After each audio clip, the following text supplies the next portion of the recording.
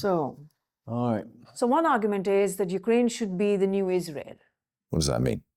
I think what that means is militarily as strong as Israel, that Ukraine's armed forces are better paid, better armed, and better trained, and that Ukraine's defense industry is able to not only produce what it may require, but also be able to innovate. That Ukraine becomes so militarily strong that it's unattractive for Russia to attack again. So how is that important when they're talking about a peace deal? It is important, and particularly because a peace deal is being negotiated. Because according to the initial 28-point peace proposal by Donald Trump's administration, Ukrainians are being asked to reduce the size of their armed forces to 600,000. Now, of course, they've got a problem with this, the Ukrainians, because they think that it makes them weaker. Why?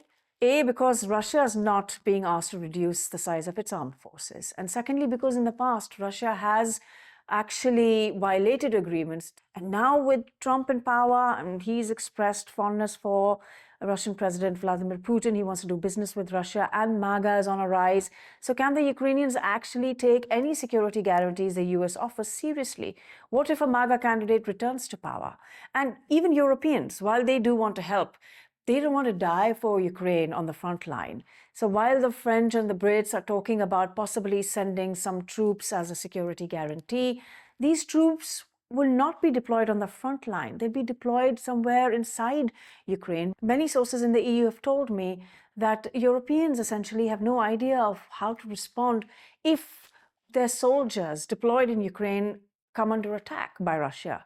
So to avoid any such incident, they're going to make sure that any European troops are deployed far away from the front line. So in short, in the end, when it comes to the most difficult part, Ukraine can only rely on itself, and it can't really afford to drop its guard.